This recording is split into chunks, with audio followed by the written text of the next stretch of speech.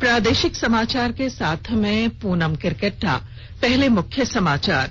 प्रधानमंत्री नरेंद्र मोदी ने कहा है कि देश की जरूरतों को नए नवाचार से किया जा सकता है पूरा।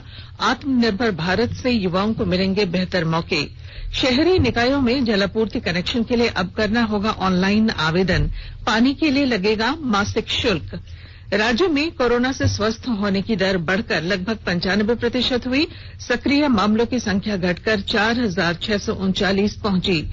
और सभी जिलों में जिला आपदा प्रबंधन प्राधिकार का पुनर्गठन। गृह, कारा और आपदा प्रबंधन विभाग की मिली मंजूरी। और अब समाचार विस्तार से। कोविड-19 महामारी के खिलाफ देश एकजुट होकर लड़ रहा है। आप भी हमारे साथ सुरक्षा और बचाव के 3 आसान एहतियाती उपायों का संकल्प लें। मास्क पहनें, 2 गज की दूरी है जरूरी, सुरक्षित दूरी बनाए रखें, हाथ और मुंह साफ रखें। प्रधानमंत्री नरेंद्र मोदी ने कहा है कि देश की जरूरतों को नए नवाचार से पूरा किया जा सकता है। श्री मोदी अब से कुछ देर पहले भारतीय प्रौद्योगिकी संस्थान आईआईटी दिल्ली के 51वें वार्षिक दीक्षांत समारोह को वीडियो कॉन्फ्रेंसिंग के जरिए संबोधित करते हुए उन्होंने कहा कि आत्मनिर्भर भारत से युवाओं को बेहतर मौके मिलेंगे। आपके नवाचार में आत्मनिर्भर भारत के लिए असीम संभावनाएं हैं। आत्मनिर्भर भारत अभियान आज देश के नौजवानों को, टेक्नोक्रेट्स को, टेक एंटरप्राइज लीडर्स को अनेक नई अपॉर्चुनिटीज देने का भी एक अहम अभियान है। उनके जो आइडियाज हैं, इनोवेशंस हैं, वो उनको फ्रीली इंप्लीमेंट कर सके, स्केल कर सके, मार्केट कर सके, इसके लिए आज सर्वाधिक अनुकूल वातावरण बनाया गया है। आज भारत अपने युवाओं को ईज ऑफ डूइंग बिजनेस देने के लिए पूरी तरह प्रतिबद्ध है, ताकि ये युवा अपने इनोवेशन से करोड़ों देशवासियों के जीवन में परिवर्तन ला सके। प्रधानमंत्री ने कहा कि तकनीक गरीब तक पहुंचने का सबसे सशक्त माध्यम है।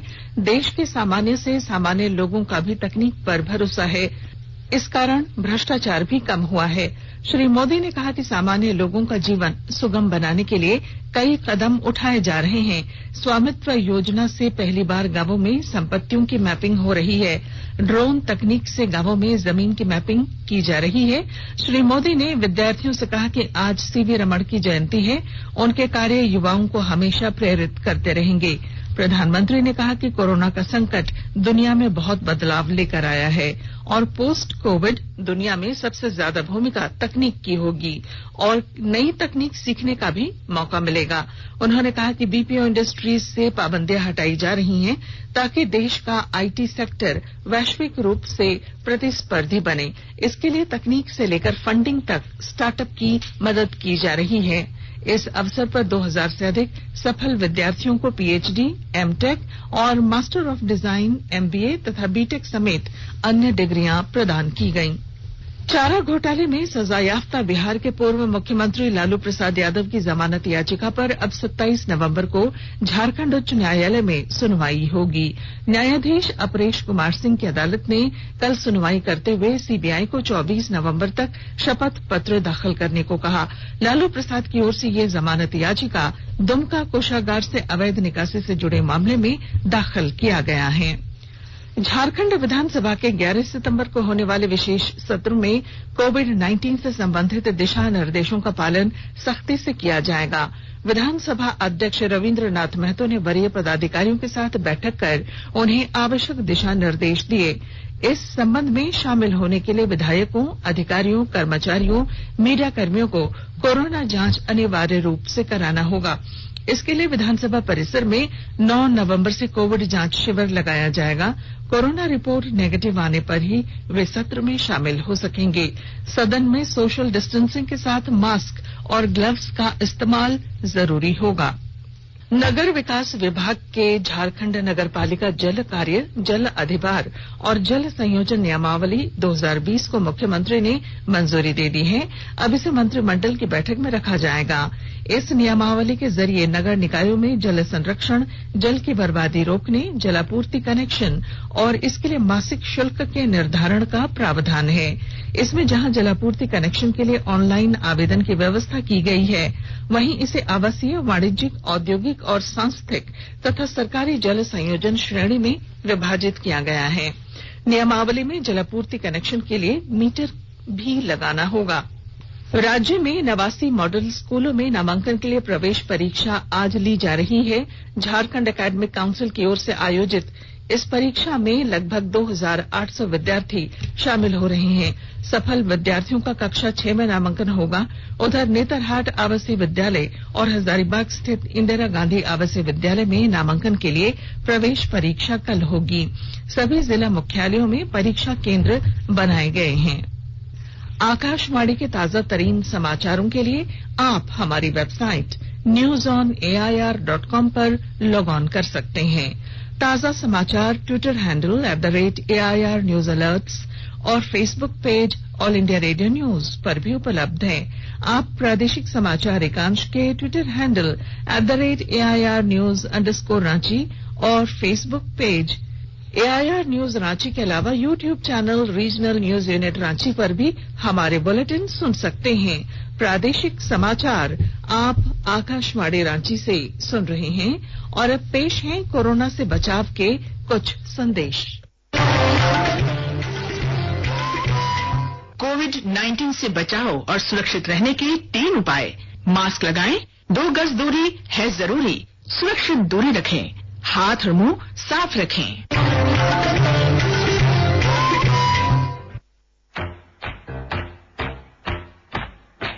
चलो मिलकर एक शुरुआत करें, चलो एक फैसला आज करें। मास्क नहीं तो टोकेंगे, कोरोना को रोकेंगे। चलो इस इरादा करते हैं, चलो कुछ वादा करते हैं। मास्क नहीं तो टोकेंगे, कोरोना को रोकेंगे। भारत सरकार द्वारा जनहित में जारी। राज्य में कोरोना संक्रमितों की तुलना में स्वस्थ होने वाले लोगों की संख्या में लगातार बढ़ोत्तरी हो रही है। पूरे राज्य में अब तक 1,03,899 कोरोना पॉजिटिव मामले सामने आए हैं। इनमें 98,365 लोग स्वस्थ हो चुके हैं, जबकि 4,639 संक्रमितों का विभिन्न अस्पतालों में इलाज चल रहा है। वहीं 895 संक्रमितों की जान जा चुकी है। इस तरह कोरोना से स्वस्थ होने की दर बढ़कर 94.67% पहुंच गई है, जबकि मृत्यु दर घटकर 0.86% हो चुकी है। इधर पिछले 24 घंटों में 401 लोगों ने कोरोना को मात दी। वहीं 356 नए पॉजिटिव मामले सामने आने के अलावा एक संक्रमित की मौत भी हुई है। इस दौरान रांची से सबसे ज्यादा 131 संक्रमितों को उपचार के बाद अस्पतालों से छुट्टी दी गई, जबकि रांची से ही सर्वाधिक 91 नए कोरोना संक्रमित मिले हैं। वहीं धनबाद में एक संक्रमित की मौत होने की पुष्टि स्वास्थ्य विभाग ने की है।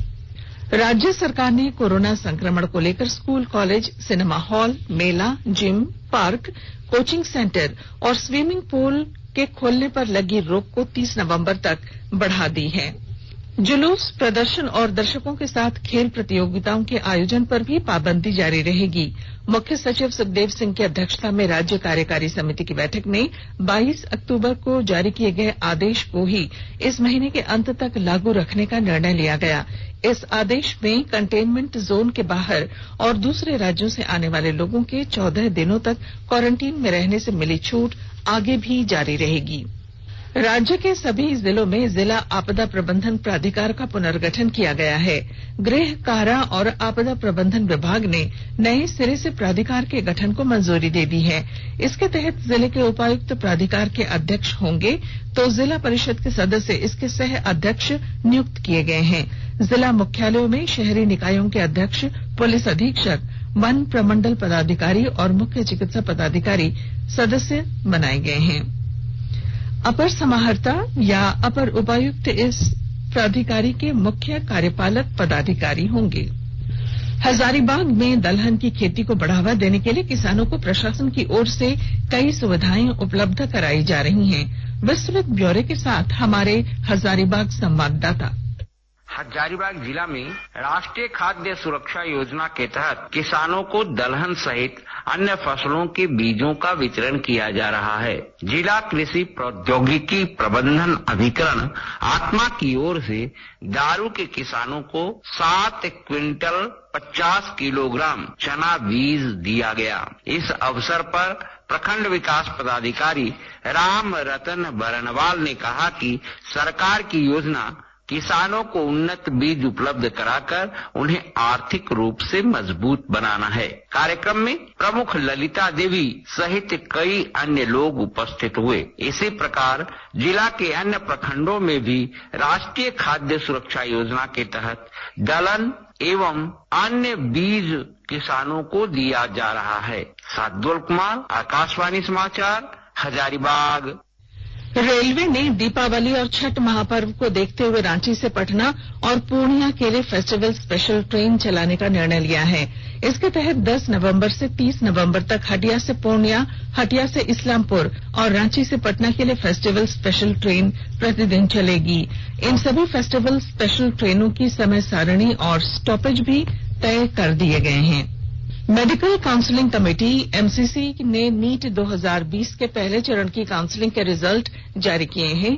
यह काउंसलिंग 28 अक्टूबर से 2 नवंबर तक आयोजित की गई थी, जबकि दूसरे चरण की काउंसलिंग 18 नवंबर से शुरू होगी। एमसीसी ने जमशेदपुर स्थित एमजीएम समेत कई और मेडिकल कॉलेजों को सीट मैट्रिक्स से हटाने का निर्णय लिया है। देश का विदेशी मुद्रा भंडार 30 अक्टूबर को समाप्त हुए सप्ताह में 18 करोड़ 30 लाख अमेरिकी डॉलर की बढ़ोतरी के साथ 560 अरब 71 करोड़ 50 लाख अमेरिकी डॉलर के रिकॉर्ड स्तर पर पहुंच गया। भारतीय रिजर्व बैंक के आंकड़ों के अनुसार विदेशी मुद्रा परिसंपत्तियों में वृद्धि से मुद्रा भंडार में ये बढ़ोतरी हुई है। वंदे भारत मिशन के 8वें चरण का संचालन इस महीने की पहली तारीख से किया जा रहा है। इसमें 1287 अंतर्राष्ट्रीय उड़ान निर्धारित की गई हैं, जो 27 देशों से संचालित होकर और भारत में 21 हवाई अड्डों पर पहुंचेंगी। विदेश मंत्रालय के प्रवक्ता अनुराग श्रीवास्तव ने कहा कि इन विमानों से लगभग 2,30,000 लोगों को स्वदेश लाया जाएगा। राज्य सरकार ने आज से सभी व्यावसायिक वाहनों में सीटों की क्षमता के बराबर यात्रियों को बैठने की इजाजत दे दी है। परिवहन विभाग ने इन वाहनों में सोशल डिस्टेंसिंग की बाध्यता समाप्त करने का आदेश जारी कर दिया है। हालांकि कोरोना से बचाव को लेकर विभाग द्वारा जारी स्टैंडिंग ऑपरेटिंग प्रोसीजर एसओपी का पालन करना अनिवार्य होगा, जिसमें मास्क का इस्तेमाल, प्रवेश और निकासी के लिए अलग अलग दरवाजे, चालक के केबिन में यात्रियों के बैठने पर रोक शामिल होगी। राजधानी रांची में रात में गश्त करने वाले पीसीआर वाहनों और थानों के गश्त वाहनों की चेकिंग का जिम्मा पुलिस उपाधीक्षक और थाना प्रभारियों को दिया गया है। जिले के वरीय पुलिस अधीक्षक सुरेंद्र झा ने बताया कि पीसीआर और थानों के गश्ती वाहनों की चेकिंग अभियान प्रतिदिन रात 11 से सुबह 4 बजे तक चलेगी। और अब संक्षिप्त खबरें। राज्य के पूर्व मुख्य सचिव सजल चक्रवर्ती का कल पूरे राजकीय सम्मान के साथ अंतिम संस्कार किया गया। मुख्यमंत्री हेमंत सोरेन ने उनके पार्थिव शरीर पर पुष्प चक्र अर्पित कर श्रद्धांजलि अर्पित की। संघ लोक सेवा आयोग की सिविल सेवा मुख्य परीक्षा अगले साल 8 से 17 जनवरी तक ली जाएगी। आयोग ने परीक्षा का शेड्यूल जारी कर दिया है। झारखंड उच्च न्यायालय ने एक याचिका पर सुनवाई करते हुए सरकार को उच्च विद्यालयों में संस्कृत विषय में चयनित शिक्षकों को 8 सप्ताह के अंदर नियुक्त करने पर निर्णय लेने का आदेश दिया है। और रेलवे ने रांची रेल मंडल के हटिया रनिंग रूम को श्रेष्ठ रनिंग रूम घोषित किया है। और अब बुलेटिन के आखिर में मुख्य समाचार एक बार फिर। प्रधानमंत्री नरेंद्र मोदी ने कहा है कि देश की जरूरतों को नए नवाचार से किया जा सकता है पूरा। आत्मनिर्भर भारत से युवाओं को मिलेंगे बेहतर मौके। शहरी निकायों में जलापूर्ति कनेक्शन के लिए अब करना होगा ऑनलाइन आवेदन। पानी के लिए लगेगा मासिक शुल्क। राज्य में कोरोना से स्वस्थ होने की दर बढ़कर लगभग 95% हुई। सक्रिय मामलों की संख्या घटकर 4,639 पहुंची और सभी जिलों में जिला आपदा प्रबंधन प्राधिकार का पुनर्गठन गृह, कारा और आपदा प्रबंधन विभाग की मिली मंजूरी। और इसके साथ ही आकाशवाणी रांची से प्रादेशिक समाचार का ये बुलेटिन समाप्त हुआ। नमस्कार। घर में रहिए, सुरक्षित रहिए और सुनते रहिए आकाशवाणी।